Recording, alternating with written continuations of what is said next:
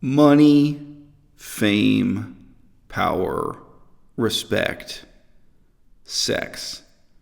These are the powerful motives shaping human behavior in politics, in our private lives, in the economic sphere, but yes, y'all, especially here on social media, especially on the internet. Let me go through that list one more time for you.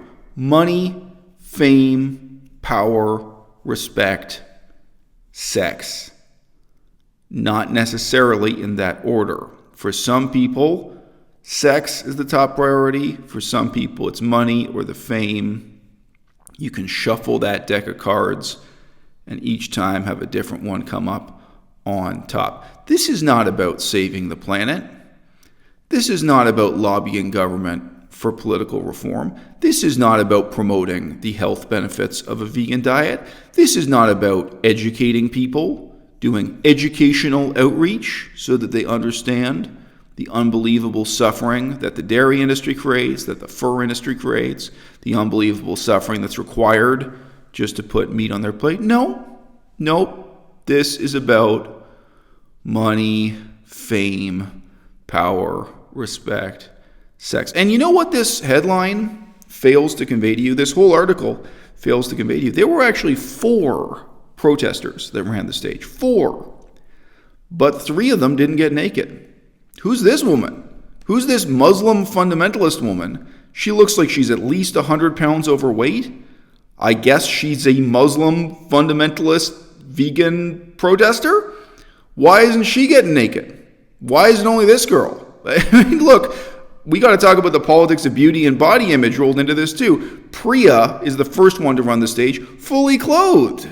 Well, if you actually believe that getting naked would save the animals, this Muslim woman, she doesn't care enough to show us her 100-pound overweight, middle-aged or elderly body? I can't really guess her age. Is it only young, conventionally attractive people who are going to get naked to save the planet? Is there some reason why? Is it actually about being sexually attractive? Is that the point of this? Is it supposed to be an erotic display?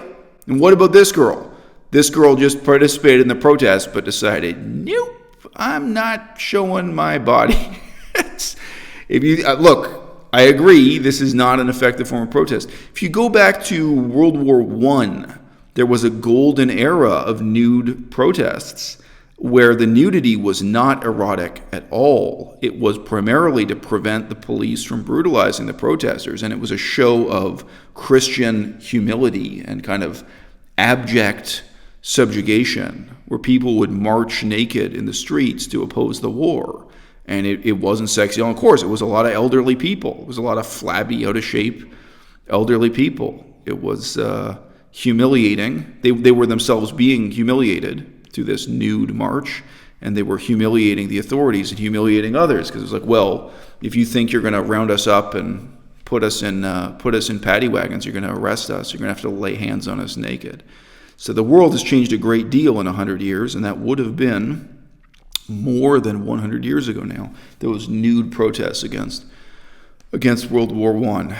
This woman, she's referred to as topless in the headlines and the news coverage, and I completely believe she only did this stunt so that she would appear in headlines, in newspapers, get news coverage. But she's not just topless. I can't say that she's wearing pants. She's not wearing trousers. She doesn't have any pockets there for her house keys or her wallet. I mean, she is as close to naked as can possibly be. She's wearing some kind of skin-tight yoga pants. I can't call those pants at all.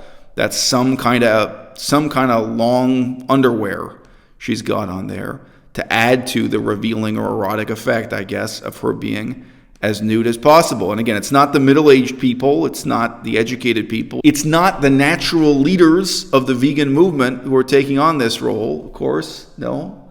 I mean, what's the next step for this, guys? What is the future of veganism? This group, Direct Action Everywhere, they initialized their name as DXE, Direct Action Everywhere. They came onto the scene promising that they had something profoundly, fundamentally better to offer than any other animal rights movement in the past, and all they are doing is reinventing the stupidity of PETA from 20 years ago, step by step. They're catching up with the same lame methods, the same non-functional techniques that PETA used, and they're going to get the same non-results.